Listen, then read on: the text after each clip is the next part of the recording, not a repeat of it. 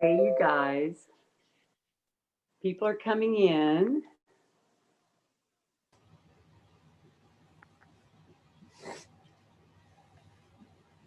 Welcome. Oops. Hey, Cassandra. Huh.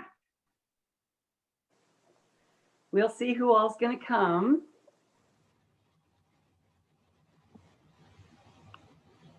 Welcome. We're going to give everybody a few minutes to get here.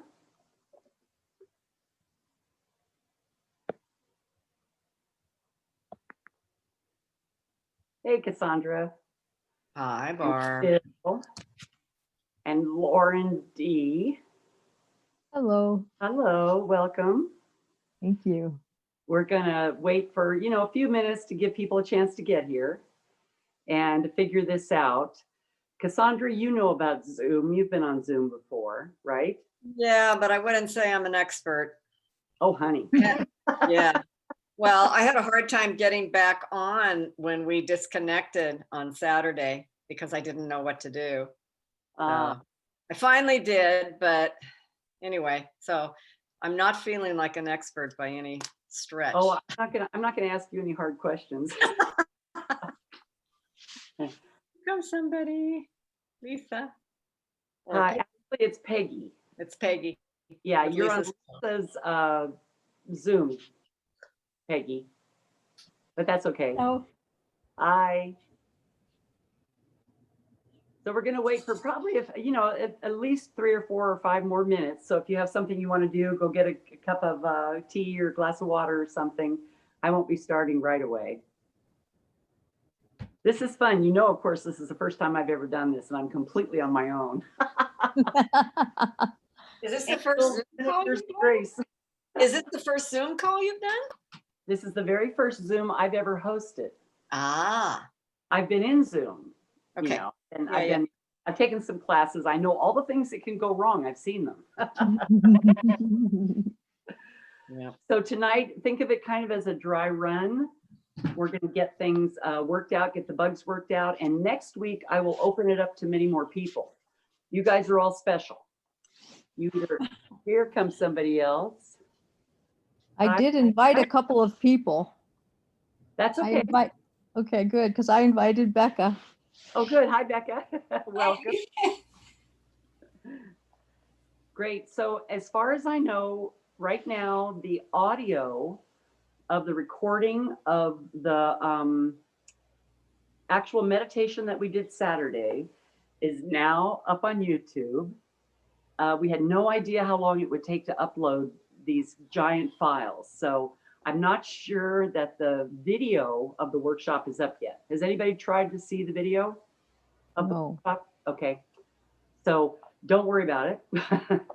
But if you do want to invite people, don't make it a prerequisite. But if they would like to view the video of the workshop, there's no cost. They'll be able to get caught up with us and be more participating. Some of you weren't at the workshop, but you heard about, what was going on, like Peggy. And so most of you are fairly caught up. So we're still not quite 6:30 yet. We'll see who shows up.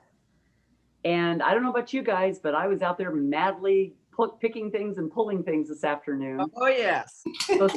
What, planting garlic yesterday, planting bulbs today. Yes, I had a bunch of stuff to transplant that didn't get done yet. Oh, yeah. We'll see. We'll see. And my roses still need a little work. And oh my goodness, who thought we were going to have the teens by this weekend? Yeah. Yeah. It's going to warm up. It's going to come back all the way up to the 20s and 30s after this weekend. I hope higher than that. I saw one thing that said 11 degrees. Wow. Yeah. Come up to Newport on Saturday night. It's only supposed to be 6 degrees. Yeah. Wow. I heard that too. I heard single digits north of here. Damn. Wow. Hope everybody's got their pipes ready. Yeah, right. So have you had any response in your own physical and mental being to what we did in the workshop? Have you, any of you noticed anything? I did. What'd you find, Lauren? Well, was first thing I did when we were done is I went outside in my garden and I took my shoes off and I harvested my peppers and I brought them in the house and I was stringing them with a needle and thread, you know, to hang them. Yeah. And well, the minute we were done, first of all, I was very happy. I'm telling you, I felt happier than I have felt in months. I mean, I was just ecstatic. And while I was stringing these peppers, I just started laughing out loud. And it was like I was having a communication with my garden, because only just a few weeks ago, I was in the garden looking for something ripe, and there was nothing out there. There were green tomatoes and there were flowers. There was nothing to pick. And I said, okay, fine. Thank you for relieving me of the obligation of cooking all of your food. And now I'm like overwhelmed with food from the garden. So it kind of struck me like I was giving my gratitude kind of in a facetious way, but I was honestly grateful I didn't have to cook. I know a couple of people that are not here tonight. Terry McKenzie's one of them, who are madly canning because they've been keeping things out in the garage to keep them cool, and the garage is going to freeze tonight. So they've got to bring them all in and can them and put them up and do all kinds of things with them. I just moved my pumpkins and some of my apples and grapes inside my garage, and we'll see. Cassandra, did you get all your grapes picked to make grape juice? Well, my grape arbor blew over. Oh, no. Oh, no, I didn't know that. It blew over. I guess I hadn't told you. It blew over in the windstorm last week. Yeah. And as it was over, I picked almost all the grapes because I didn't know what it was going to take to bring it back up or anything.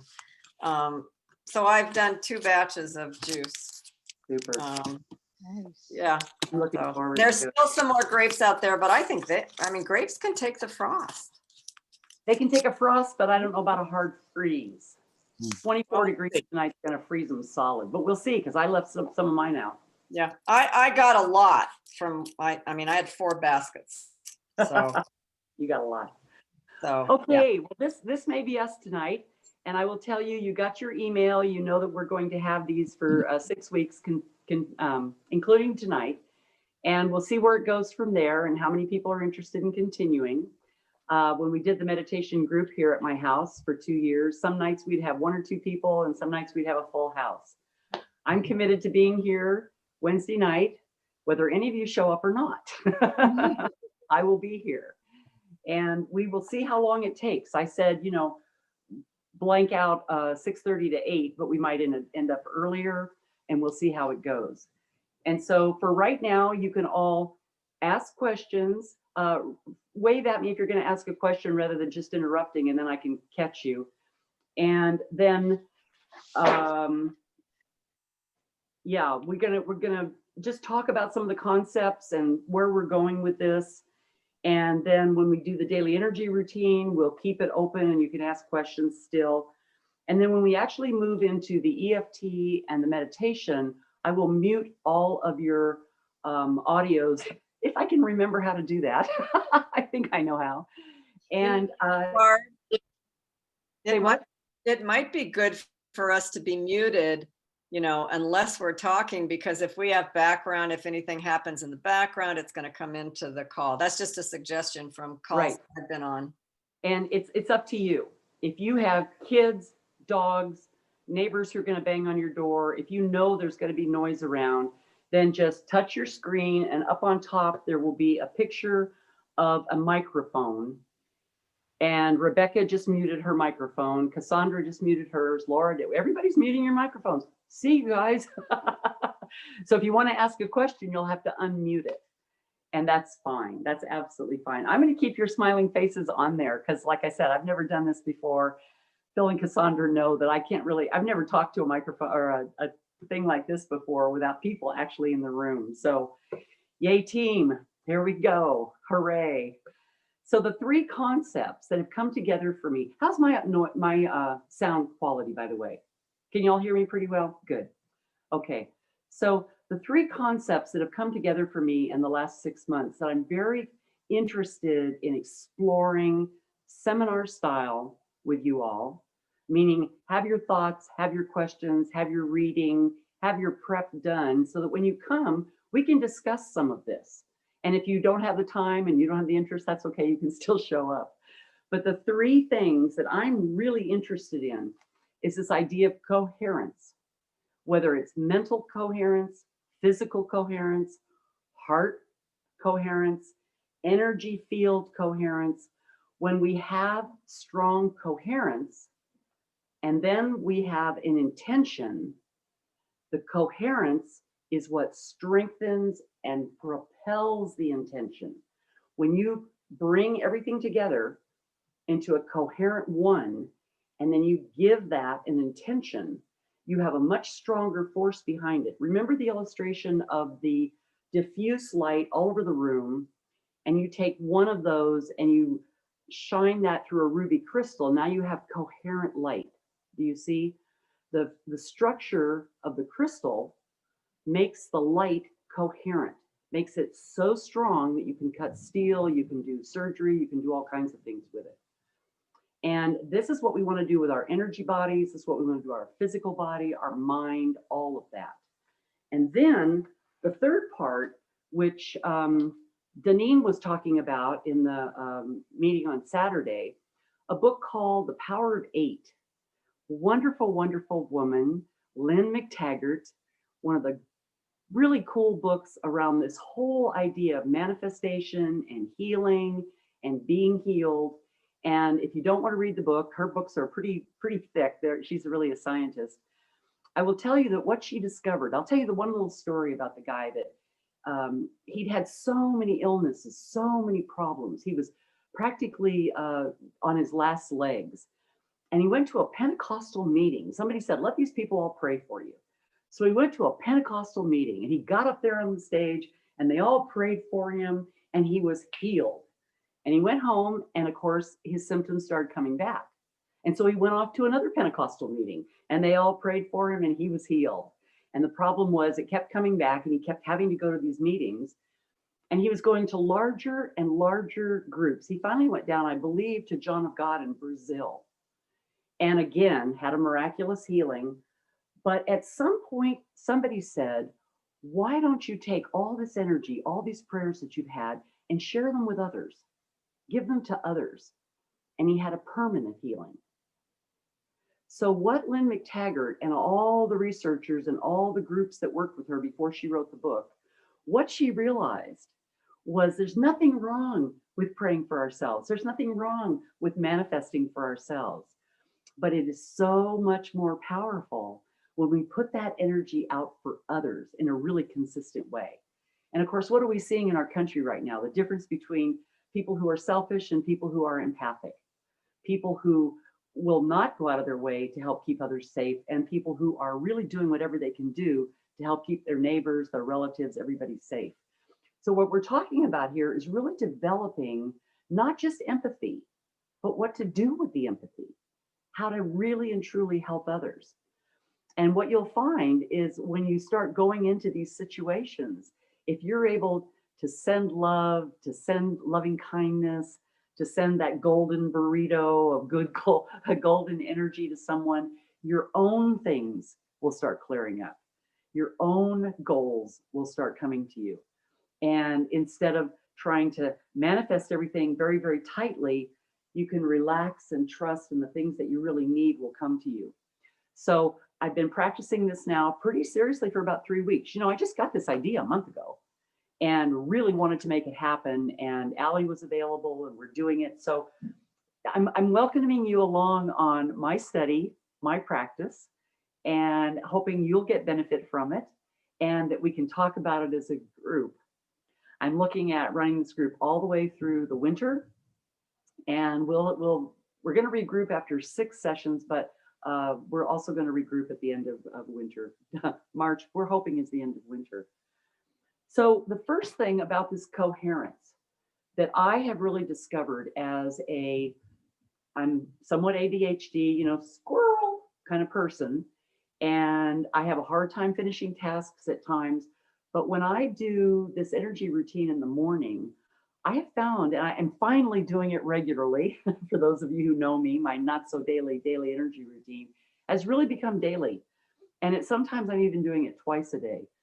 I'm finding that it's so much easier to finish tasks. It's so much easier to stay focused because the daily energy routine gives you energy coherence in your energy systems.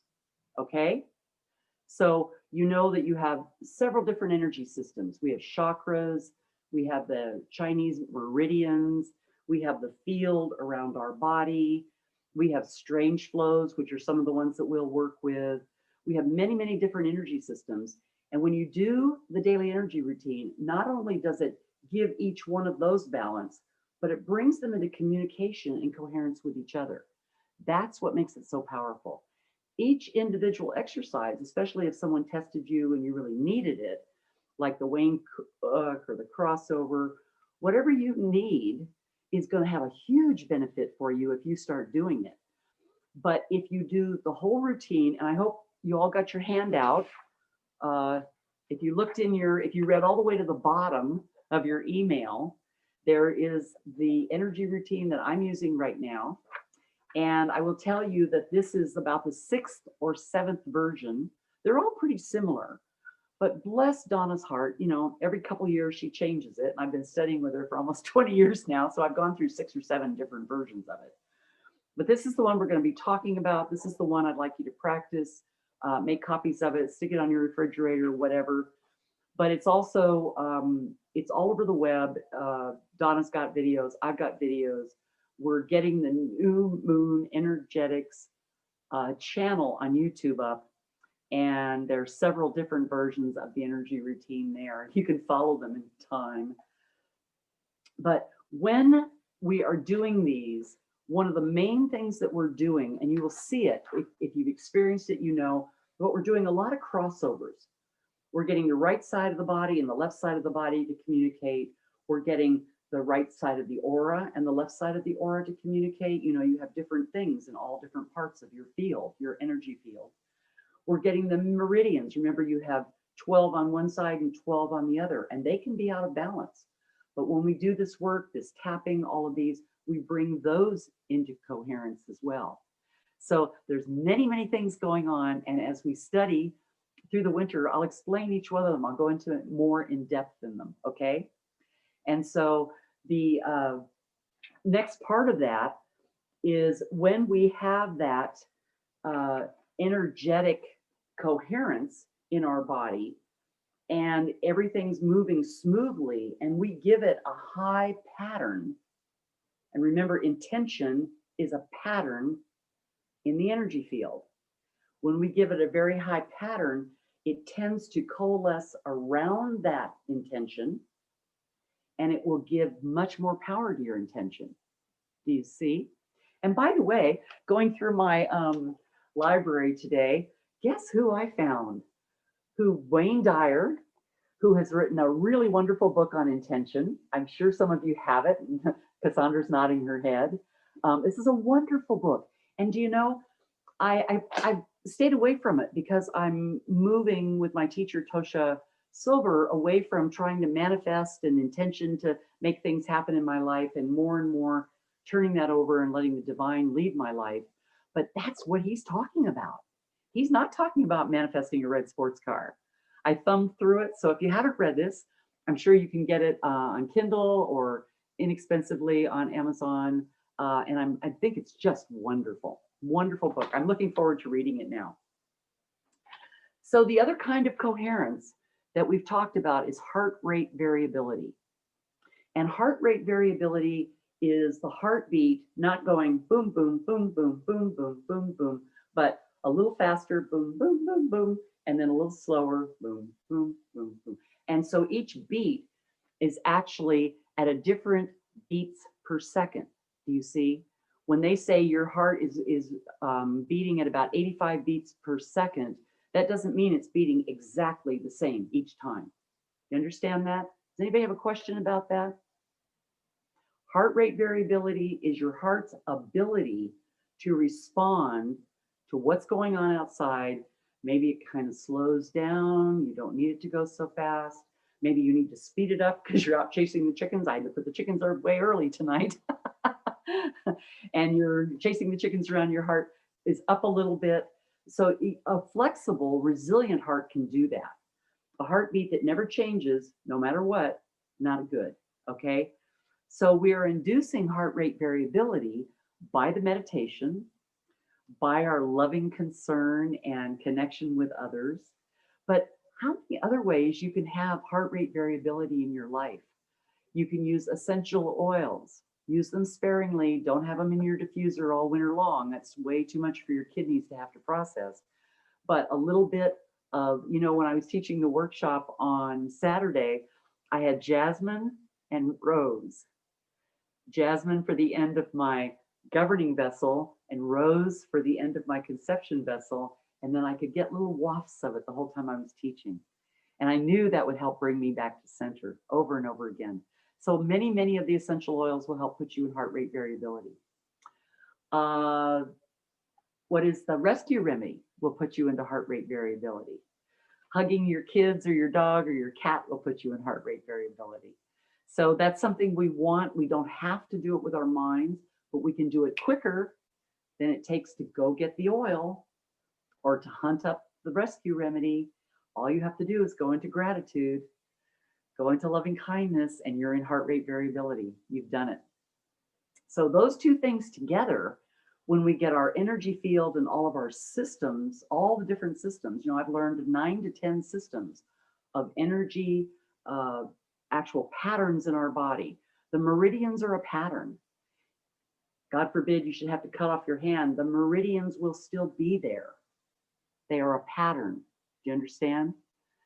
When you're working and your field has to come in very tight, or you're working and your field comes out very wide, that is a variable pattern that the work with the heart rate variability will affect that too. So what I want to talk about the heart rate variability is that it brings, when you're in it, it brings your brain into synchronicity with your heart.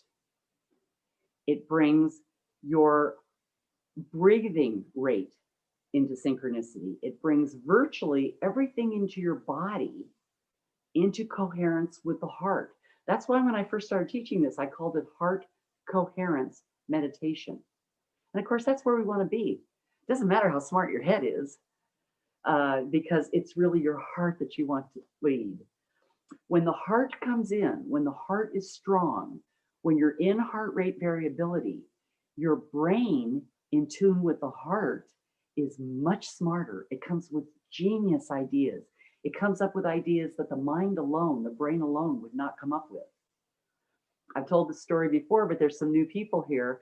I worked for a while back in the recession, back in 2008. I had 6 different jobs I was doing. And one of them was to work at a sports medicine clinic over in Spokane. And they had the contract for the Gonzaga basketball team. So they were hot. They were really good. And he wanted me to be a little bit different, to be able to work with people that were coming in for massage that didn't need sports massage, because that's not my specialty. Well, a woman there was really threatened by me. She was an ex-LA cop. She just got an attitude. She did not want me around. And whenever I would go home, by the time I got home, she would have a hot message for me telling me that she'd undone something I'd done. Anyway, it was a horrible relationship. And I couldn't work with that. I couldn't live with that. That was just horrible. So I took her into the heart coherent meditation, and I just loved on her. And at the end of the meditation, I knew exactly what to do, which was to go in and to let her sort of be boss of me for a while. She wasn't really the manager, but I told her that I didn't know how to work the phones. There were some things I didn't know how to do. And she became my friend. Because she was so threatened by me, my heart told me, turn over, show her your belly, let her be smarter and better at something. And it totally disarmed her. I never would have thought of that. I'm a counselor. I would have wanted to sit down and process and work it out and get boundaries and all that garb. Never would have worked. Never would have worked in a million years. That's not where she was at. So when you come out of this or when you go into it, just happened the other day. I had a problem with someone and I really felt like they'd hurt me and sabotaged me. And it was just like, you know, I got into that place. And instead, I sat with it and I loved on this person and I loved on what happened. And I came up with a completely different response than my brain would have ever come up with. Is this making sense to you? It really makes it worth it. Once, remember what I talked about on Saturday? I said, meditation is a practice so you know how to act when you're off the cushion. Life is not lived on the cushion. Nothing wrong with it, but it's not lived there. It's lived in the post office and it's lived with your friends and it's lived at work. And if you can take a breath, get centered, remember your energy routine, remember all those crossovers, you're there. And then you can begin to either come from your heart or say, you know, I just need to take a little break for a minute, go back in your office, go somewhere and just sit with it in your heart and you'll come up with a whole different solution. It is so wonderful because I'm pretty smart, but I can made some glorious messes in my life coming from, you know, what I thought was right. Yuck. So physically and emotionally and mentally, if we want to come into coherence, just going into the heart, doing the heart meditation, doing any part of it that you want, you'll be there. And then answers will come up. And of course, it's a practice phenomena. We all have to practice. We all have to get there. So when we move to using this power to care for others, to put energy out there for others, one of the first things I learned, when I was on the streets and being a hippie, living under bridges and stuff, had kind of a crazy life. I learned a thing that whatever you put out would come back to you 7 times over. Any of you heard that? Smile and nod if you've heard it. Yeah, you've heard that.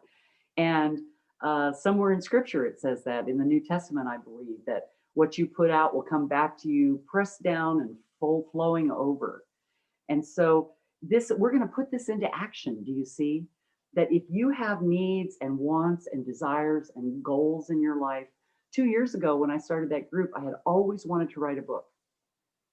And do you know that we weren't into that group for very long and I wrote my book. It's on my website. It's just a little ebook, nothing fancy. Harmony with a Heart, Harmony. Yeah, Heart Harmony. Harmony, what is it called?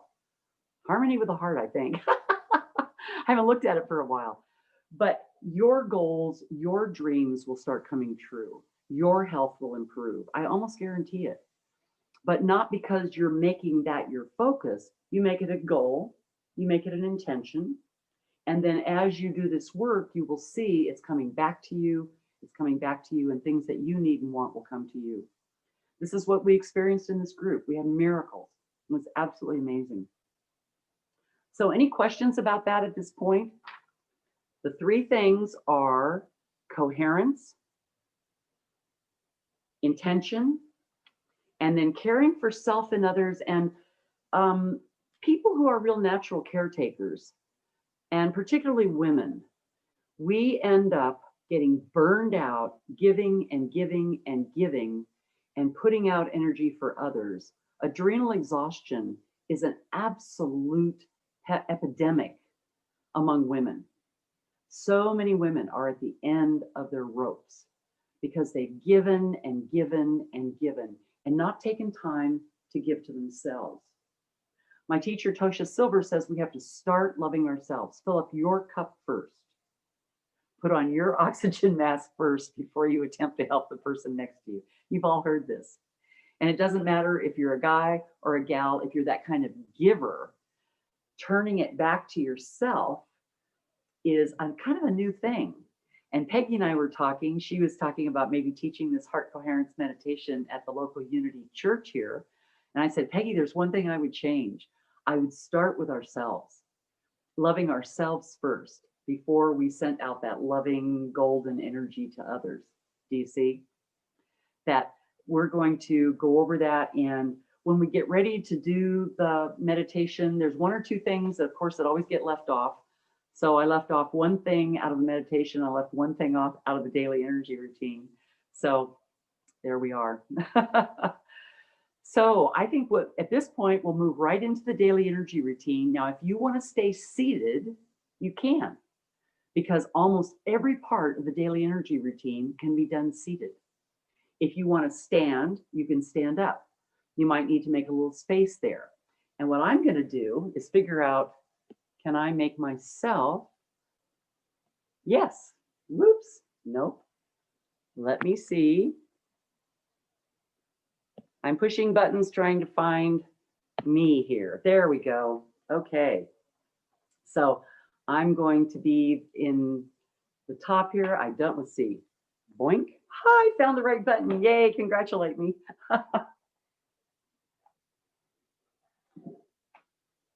So here we go. And the first thing on the energy routine is just come to center and remain seated if you want to, and take a big deep breath in. And take another breath in. Sunrise. And then in breath. Sunset. And once again, we'll go up. Sunrise. Sunset. Beautiful. And then I'm going to tap under my eyes. This is stomach 2. How long do you tap? 2 good deep breaths. And I'm sure you've already taken one. We're going to come down to the collarbone. We're going to be just below the collarbone. And there's a little area there you can feel that your fingers will fit right into. Tapping there, deep breath. One more. Coming down to the heart. We're wakening up that heart complex, that whole reflex action of everything that goes on in the energetic heart.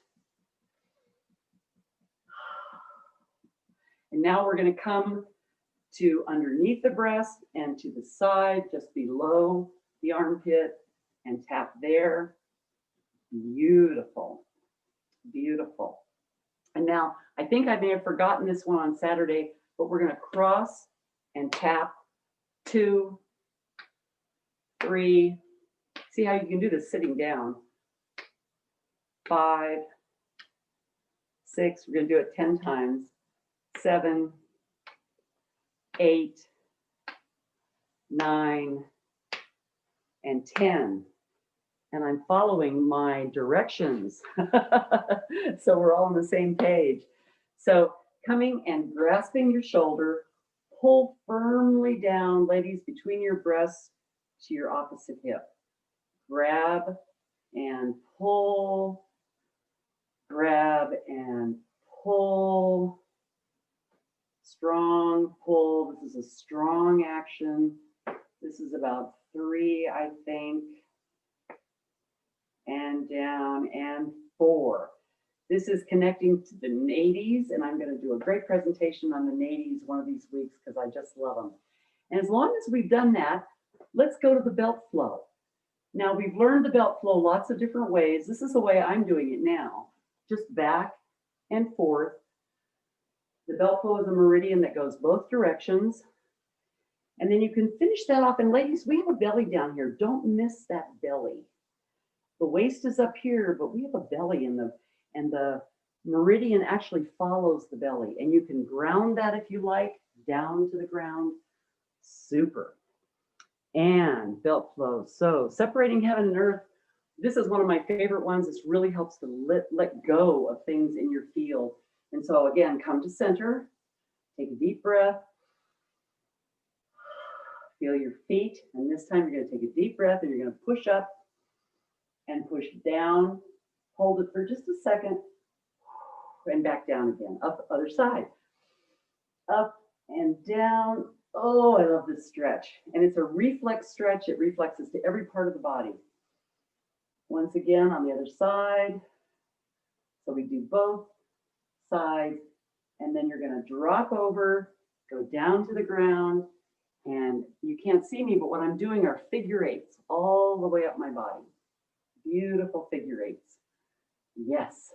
And if you forget what you're doing, just come back to center, hold yourself there. And now we're going to put our hands to either side of our ears. This is the Celtic weave. Bring your elbows together and cross and scoop and cross and scoop. And I'm going to be down at my knees, between my knees and my ankles now, and scoop. And as I'm coming up, I'm fluffing my aura in, tucking it in, just like tucking yourself in at night. Beautiful. Now, I really like doing the Wayne Cook standing up. But for you all, oh, I haven't got the camera right. I'm going to have to do it standing up. We'll figure this out.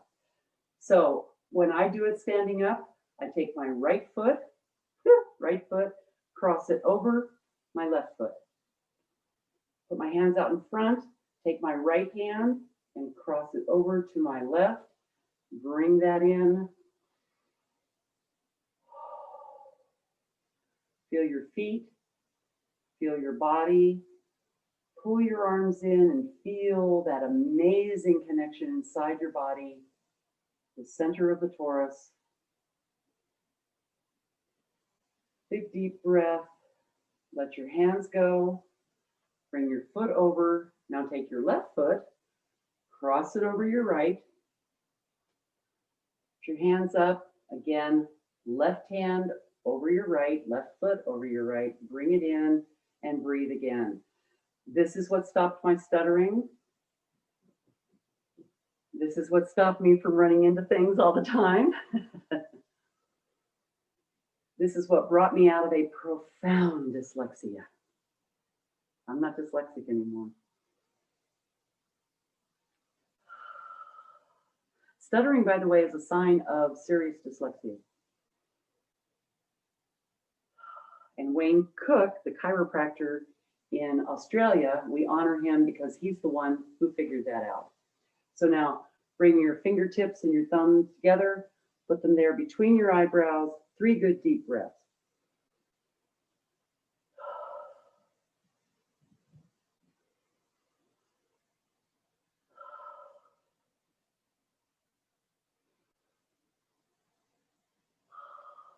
Beautiful.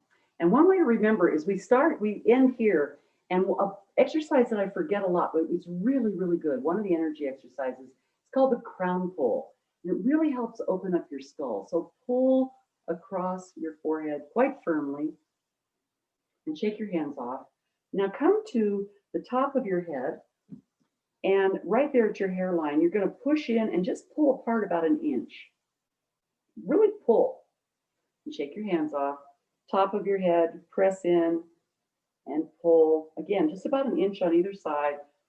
Now you're at the curve of your head, pull. And now just at the occiput, push in and pull out. And then let your hands drop down to your shoulders. This is very, very calming. Take a deep breath. Pull your hands down over your shoulders. Cross them at your heart.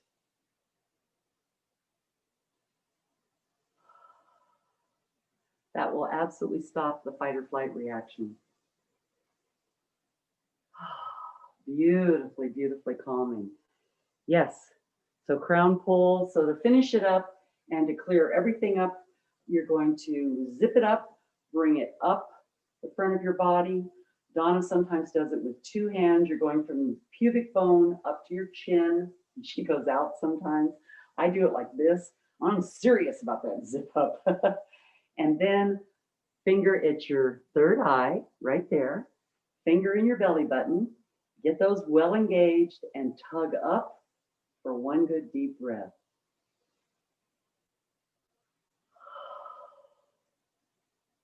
And that's it. That's beautiful.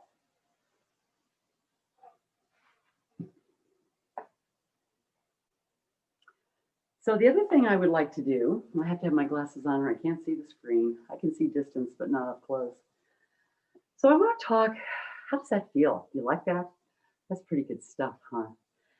So now that we have this coherence in us, we can understand and accept that there are parts that really don't want to be in deep, deep coherence. There are parts of us that don't want to be in deep inner peace. There are parts of us that are resisting becoming powerful.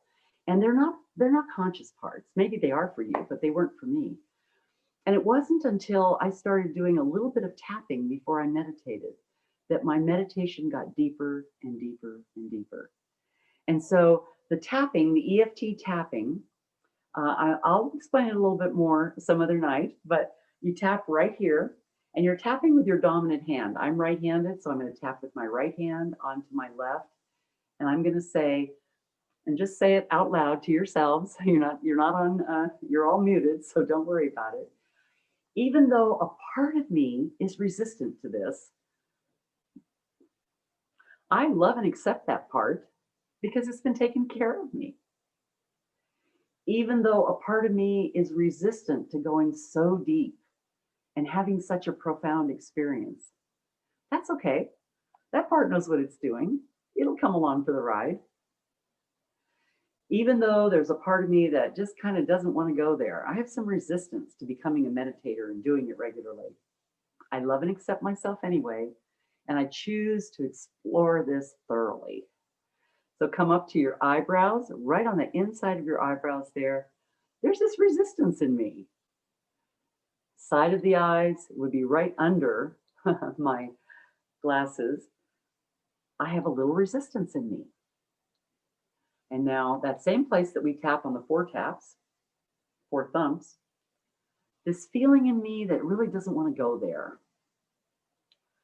Come here, and we're not pat, pat, pat, and we're not thumping on ourselves. We're just tapping firmly. My resistance to going deeper and deeper in my spiritual walk. All this resistance that I feel to having a regular meditation practice. Any bit of reluctance in my body, I acknowledge it and accept it. Now, normally EFT tapping does not go to the heart, but I do. I love that part of me that's been taking care of me all this time. This bit of resistance, again, we're at that same place that we tap on the 4 thumbs. This is spleen 21. That resistance that I have to taking this all in. And then we finish at 100 meeting point on the top of the head, where you'd be hung from if you were a skeleton. I used to have one with a big thing in the top of her head. All this resistance. Good. Take a deep breath. You might notice that you're feeling just a little more relaxed. And we'll go into the meditation here in a few moments. We're doing really, really well. Looks like we're going to end in about an hour total, and that's perfect. A little more discussion as we get farther down the way, but I love getting to the place where we really do have this smooth, and it's a great thing to join, and you're not stuck here for hours and hours. Okay? So, 2 things I want you to think about before we start the meditation. We talked on Saturday, and many of you are very, very aware that in the intention in our lives, we can have an intention. I'm going to get up this morning. I'm going to finish all that stuff in the garden. Good intention. I have an intention that someday I'm going to review all my Spanish and relearn Spanish because I've got a lot of Spanish under my belt. I have an intention to move out into my community and help my community in some way. Nothing wrong with any of those intentions, but I want you to reach for your highest intention you can think of for your world, not necessarily for yourself. You may be included in it. Mine has already changed since Saturday. On Saturday, my intention was I want to be, or I choose to be, a force of good in my world. And boom, things started organizing around that. I met people, they needed help, all kinds of stuff happened that I didn't plan at all. But my intention organized the energy in the universe. Do you see? That's what intention does. So think of a high intention, and it can change. It doesn't have to be the one tonight. I have a wonderful intention now that I'm working with. My intention is to feel more and more divine love in my life and share it with others. That's the one for right now. It can keep changing. And you might jot it down, or you might just remember it, or by the time we get there, you might even have changed it. Okay, so intention is one thing, the highest intention you can come up with. The second is somebody in your life right now that could really use some grace, some love, some support in their lives.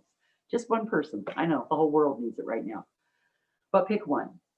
And you can change it with every meditation you do. Or like some people in our meditation group did, you can hang on to one person and work on them for a year. Believe me, they're going to change. Things are going to happen for them. One thing about that, we are not trying to figure out what's wrong with them and fix it. We're not trying to say, oh, Julia's so lonely, and I know this guy, and if I could just introduce them, oh, I want them to come together as a couple. It may not be what is best for them. So, oh, Julia's so lonely. I feel so bad for her. I'm just going to shower her with loving kindness. She can use that. You're not directing, healing, outlining. You're just sending loving kindness. And that's the bottom line of what we're doing. So I'm going to run over real quickly because there's a lot of steps to this. And by next week, I hope your handout will come to you with all these steps, because it's actually pretty easy to follow them. The first one is begin breathing into your body. The second one is you'll relax your tongue on the floor of your mouth. That changes your brainwave pattern immediately. You're going to imagine an empty space behind your eyes. That takes you deeper. You're going to begin breathing into your heart. Then we're going to send love and gratitude to some part of the body that we really feel good about tonight. And we're going to send love and gratitude. We're going to do that for a little while. Then we're going to send love and gratitude to some part of our personal space that we're real happy with. And fill our home with that love and that feeling of kindness. Then whatever you think of as your home area, it might be your neighborhood, it might be your town, it might be your county. You're going to think of some part of it that you really love and you're so grateful for. Maybe it's the lake. Maybe it's the view of the mountains as you come up to your place. Whatever it is for you, something that you really genuinely appreciate and love about your area, whatever you want to call that, however big that is. And as we do that, we're going to continue breathing into the heart. And from that very, very high place, somebody will come to you that needs your forgiveness. It might be yourself. It might be a friend you've had a little bit of a tiff with. It might be a political figure. It might be almost anybody that you're ready to forgive and let go of the debt you think they owe you. That's how I see forgiveness. It's not condoning what they did.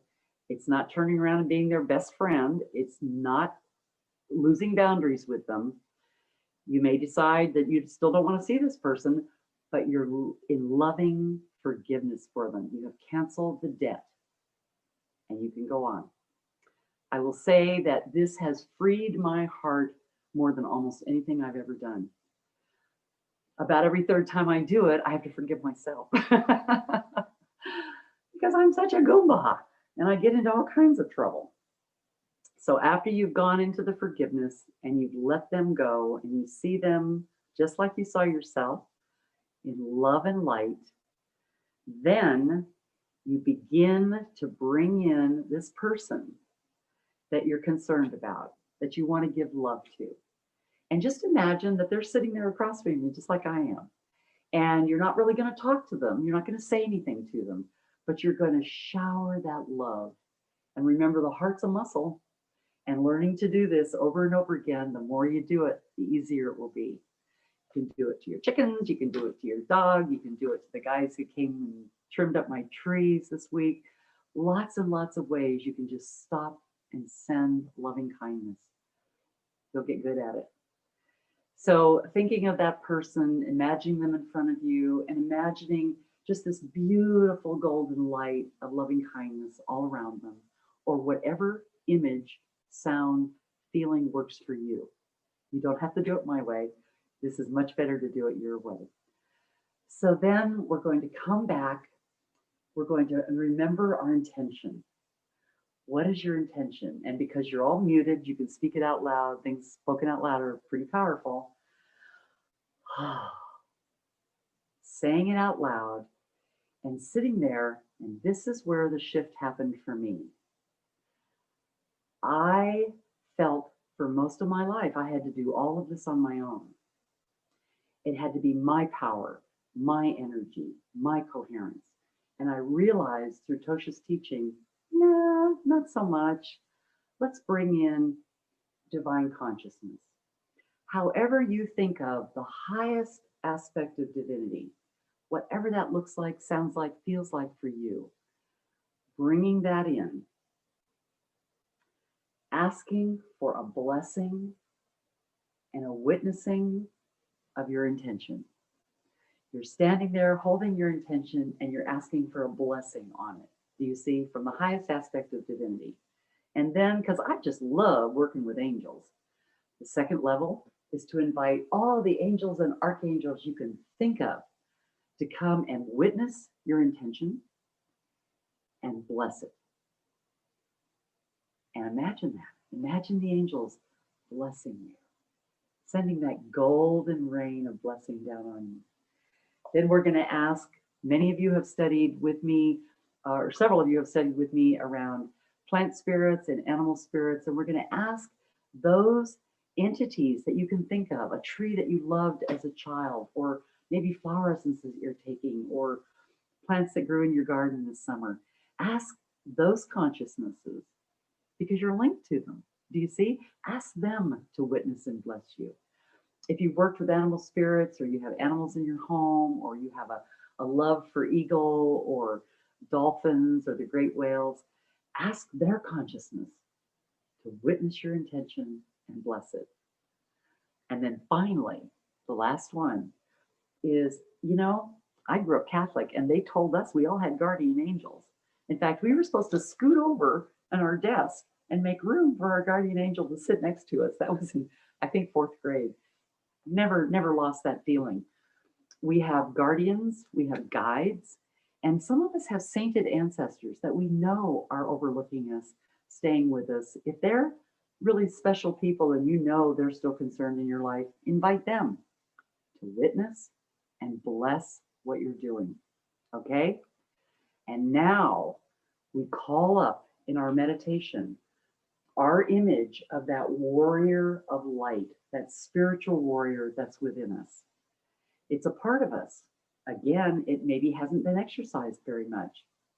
We're going to bring that up. We're going to stand there and we're going to ask that all of that energy that's raining down on us right now, to bless the warrior as it moves forward to facilitate this intention. That's what the warrior's for. It protects us, protects our child, protects our heart, but it's also to give us the strength to move out into the world and do what our highest dream and goal is. Sometimes it takes a warrior to do that. So when we call up that warrior and we're standing in all that blessings, I open my hands at that point. They're in my lap, but you can't see them. So my hands are open, and I imagine at that point, and I'll lead you through that, that's the last part, you will stand in that warrior and accept all those blessings that are pouring out on you as your warrior begins to beam out with great power, loving kindness. And I think of it like the Twin Tower light beams. The towers are gone, but they have these huge light beams coming up. I think of it coming out the top of my head. I think of it exploding out of my chest, but I am in the guise of the warrior at that point. When you switch this to divine and angelic help and you raise the energy of the warrior, it's not coming from ego down here in 3rd chakra. It's coming from 5th and 6th and 7th. That's part of what makes it more powerful. That's part of what gives it this potency than just, oh, I wish this would happen. Oh, I pray for this to happen. No, we have moved into that warrior and we're putting it out there. And so there's a little bit more, which I'll talk through as we go, but we're going to learn to start specifically and then open it up to let more and more happen. So I'm hoping that some of you may have taken a break. I'm going to take a look at this and make sure I've got it. Oh, yeah. One of the things I might say at the end, if I remember it, Donna says when you're in a really high place and things are just singing for you, tap it into your third eye. It goes into your energy system, and what you're experiencing right then really gets seated. So we'll see if I remember that at the end. Okay, so get yourselves comfy. I'm going to get a little bit of water here first. I'm getting dry. I'm not going to fall off my stool.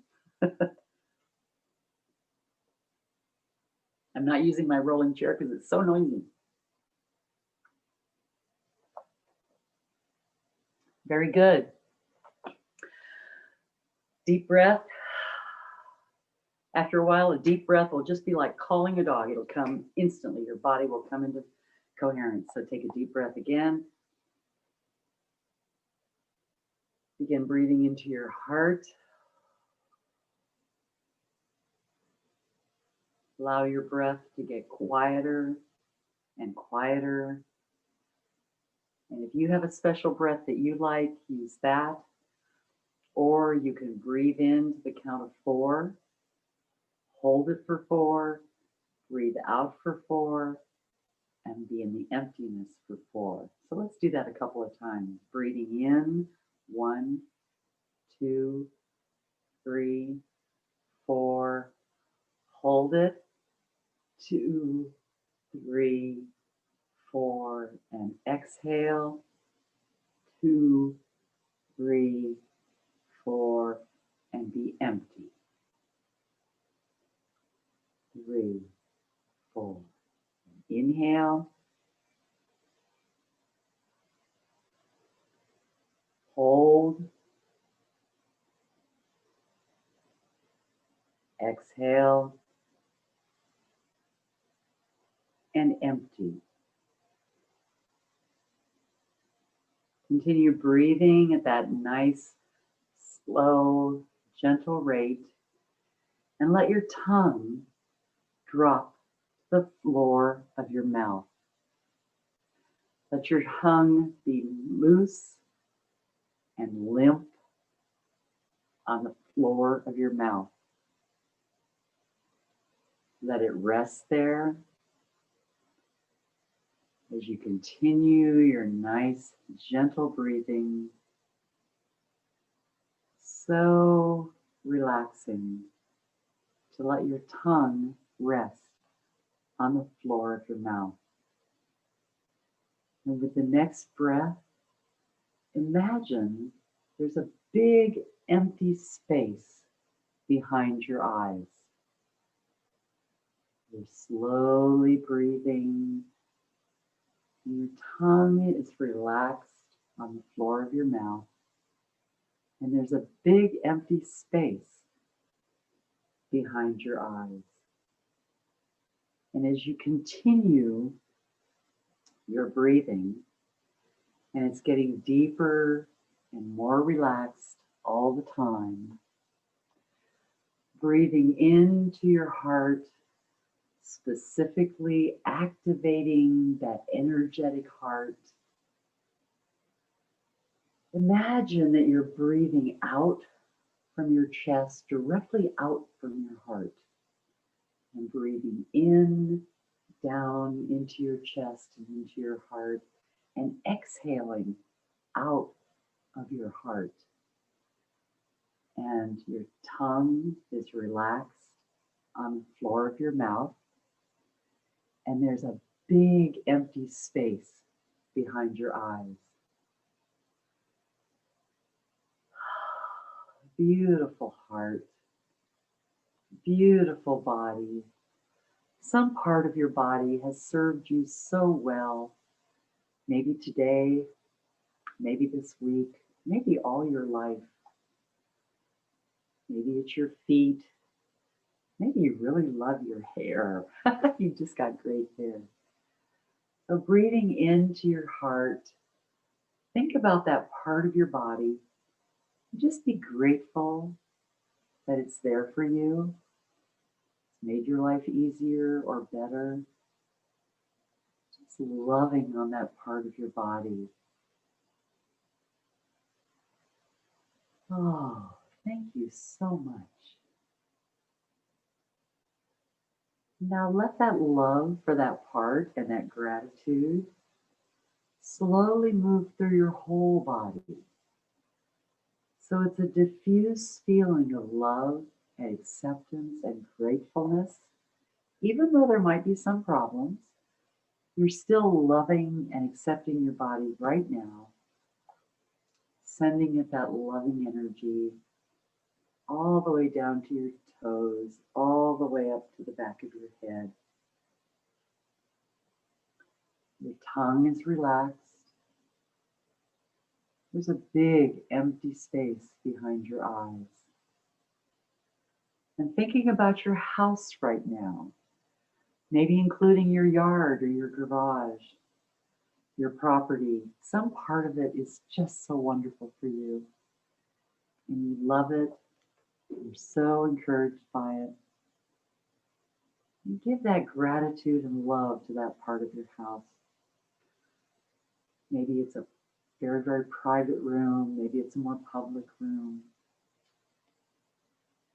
Streaming out, from your heart is this love and appreciation and gratefulness. Oh, let that diffuse into your whole house and property, your personal space, however you think of it. Seeing and feeling and being grateful for exactly where you are. What you're grateful for, you will get more of. What you're not grateful for, even that will go away.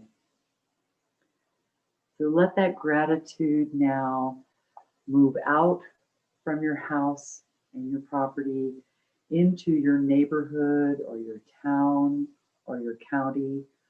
What is it that you really, really love about where you live, your home area? Think about that beautiful view of the lake that you see, or a wonderful little shop, whatever it is. Feel that gratitude. Thank goodness I've got that. Letting your love go directly to that, whatever it is. You're going to enhance it. You're going to give it that beautiful energy. And then again, let that feeling diffuse out into your local area. Blessing, sending loving kindness out to every aspect of where you live.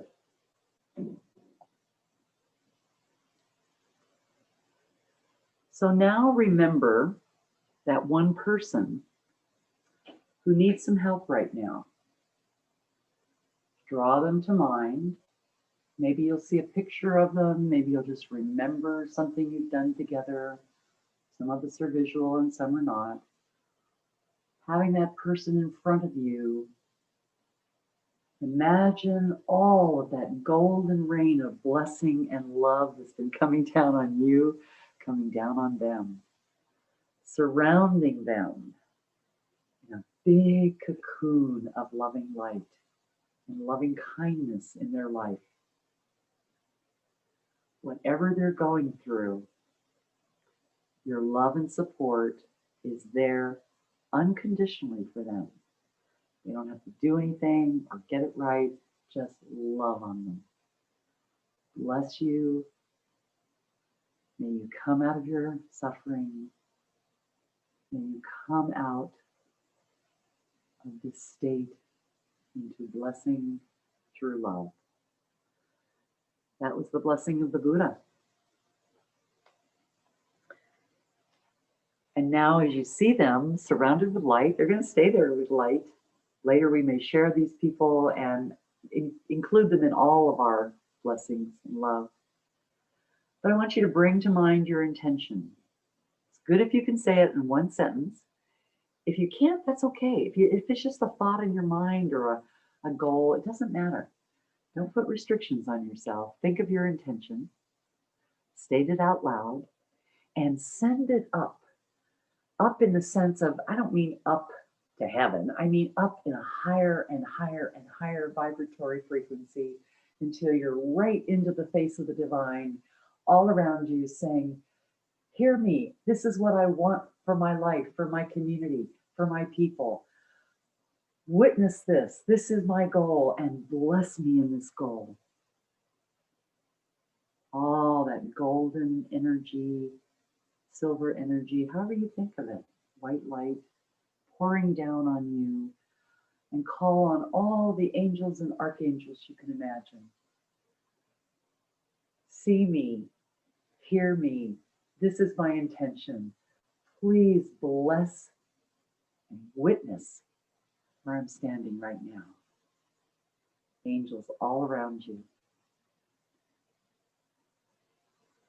And now going out laterally, out to the side, to all our relations with beautiful animals and plants on our planet, especially those that have engaged with you, helped you, maybe your favorite food plants, herb plants, however they've come in, animal spirits, guardian animals, pets.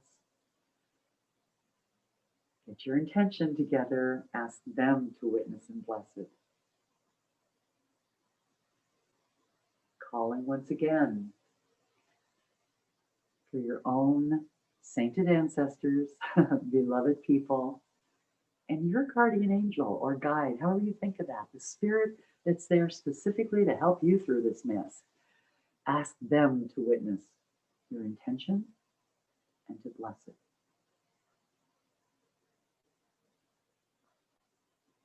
Now feel and accept that blessing. I am not visual, but I almost see it as a golden light, like the sunset tonight was so spectacular. And it was raining and snowing around me, and the snow was golden in the light. And imagine golden blessings, golden light, or silver, or white, or maybe rose pink. I don't know. Whatever comes pouring down to you, let it be, and pull it in, and accept it.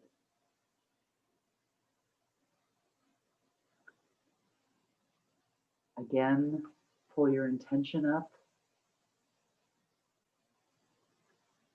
Imagine all of that love and blessing, and pulling up your warrior. Let your warrior be witnessed and blessed. And imagine, however you want to hold yourself, all of that light and golden blessing going out of you into your community, to every individual, filling the airwaves with unconditional loving kindness. However that looks, however that feels.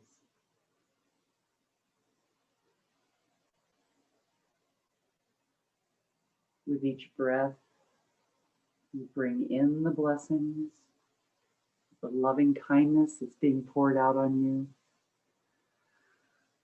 With every out breath, you're sending it out as rays of light from your heart, your hands, perhaps the top of your head, your crown chakra. Sending it out.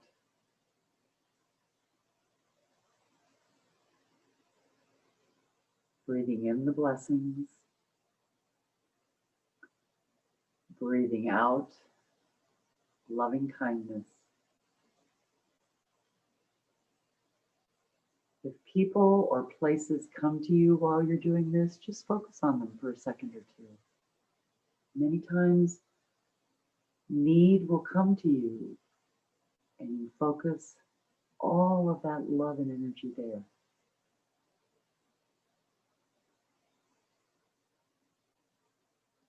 Breathing in loving kindness for yourself, your space, your community, and sending it out to yourself, your space, your community.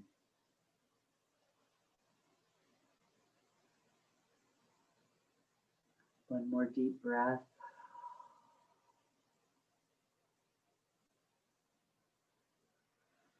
If you feel like it, you can tap this in to your third eye.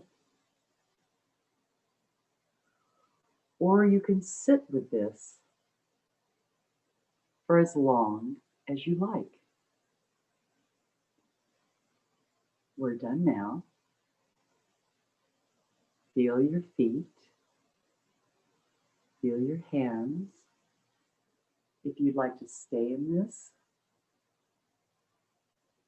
do so. Good night.